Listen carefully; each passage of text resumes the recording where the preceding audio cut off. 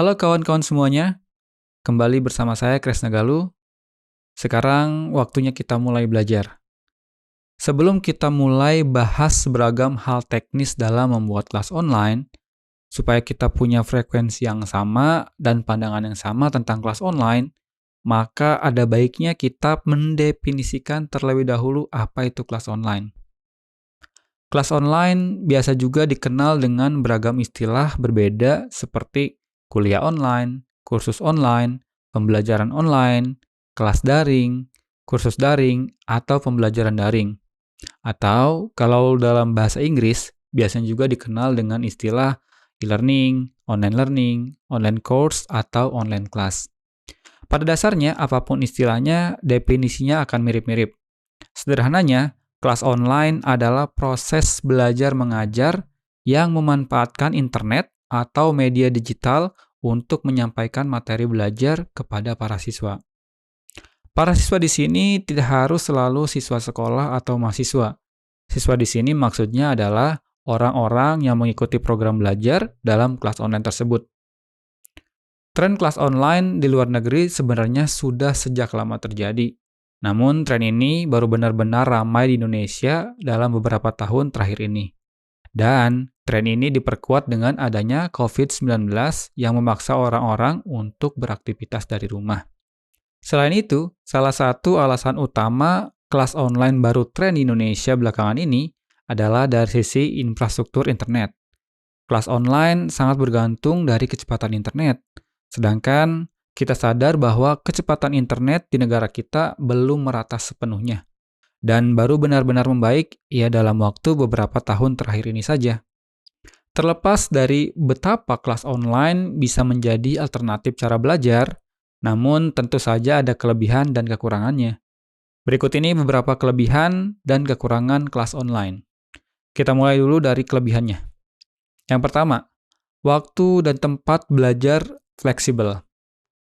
Di kelas online, kita bisa belajar dari mana saja dan kapan saja. Bagi saya ini adalah suatu yang sangat bagus. Bayangkan, kita bisa belajar dari tempat favorit kita, dari tempat yang menurut kita paling nyaman. Kita bisa belajar di ruang belajar, di kamar, di taman, atau di mana saja selama ada akses internet. Dan biasanya, dengan waktu belajar yang bisa kita tentukan sendiri, sesuai dengan waktu terbaik kita untuk belajar. Yang kedua, bisa belajar apa saja, tidak terbatas lokasi mentor. Sebelum adanya kelas online, tentu saja untuk belajar atau ikut kursus tertentu sangat bergantung pada lokasi. Misal, kita ingin kursus bahasa Korea. Tapi karena di daerah kita nggak ada lembaga yang menyelenggarakan kursus bahasa Korea, maka kita nggak bisa belajar.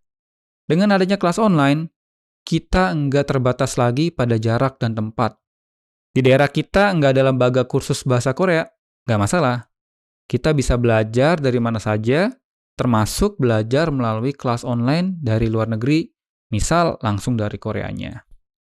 Yang ketiga, lebih hemat. Tentu saja kelas online atau kursus online biasanya harganya lebih hemat dan relatif lebih bersahabat dibanding yang offline. Termasuk kita bisa menghemat biaya dan waktu untuk transportasi. Yang keempat, modul belajar bisa dipelajari berulang kali. Modul belajar di kelas online biasanya berupa video, audio, atau teks, atau bisa juga penggabungan dari semuanya. Yang mana biasanya kita bisa pelajari materi tersebut berulang kali. Kita nggak perlu lagi mencatat guru yang sedang menjelaskan di papan tulis hanya untuk sekedar bisa mempelajarinya kembali. Melalui kelas online, biasanya kita bisa mengulanginya kembali kapan saja sesuai dengan kebutuhan kita, selama kita masih memiliki akses di kelas tersebut. Selain memiliki kelebihan, tentu saja ada kekurangan-kekurangannya. Berikut ini beberapa kekurangan dari kelas online. Yang pertama, bergantung pada jaringan internet. Nggak ada akses internet atau jaringan internet lemot, pasti urusan jadi serba sulit, termasuk dalam kelas online. Di kelas online, semuanya menjadi sangat bergantung pada internet. Untungnya, saat ini kecepatan internet di Indonesia sudah mulai membaik dan paket kuota internet juga sudah mulai lebih bersahabat harganya. 2. Interaksi antara pengajar dan pelajar terbatas. Salah satu kelebihan dari belajar offline yang sampai saat ini belum bisa digantikan oleh belajar online adalah adanya interaksi dua arah secara langsung. Saat belajar offline, kita bisa langsung berinteraksi secara nyata dengan pengajar, dan itu menjadi terbatas jika kita lakukan di kelas online. Beruntungnya dengan teknologi saat ini, seperti teknologi live chat, video conference, dan screen sharing, masalah interaksi sedikit demi sedikit mulai hilang. Kita bisa tetap berinteraksi dua arah secara langsung lewat virtual. 3. Self-learning dan bergantung pada motivasi murid. Kalau muridnya memiliki motivasi yang kuat, maka tentu saja kelas online akan menjadi sangat powerful dan memiliki hasil yang sangat positif. Tapi tidak dapat dipungkiri, tidak sedikit juga orang yang membeli atau mengikuti kelas online, namun pada akhirnya hanya menjadi koleksi saja, tidak pernah dipelajari, atau kalaupun dipelajari, belajarnya nggak sampai tuntas.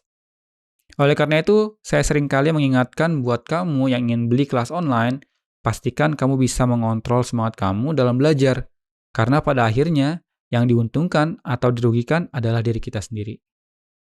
Itu tadi beberapa penjelasan tentang kelas online, serta kelebihan dan kekurangannya.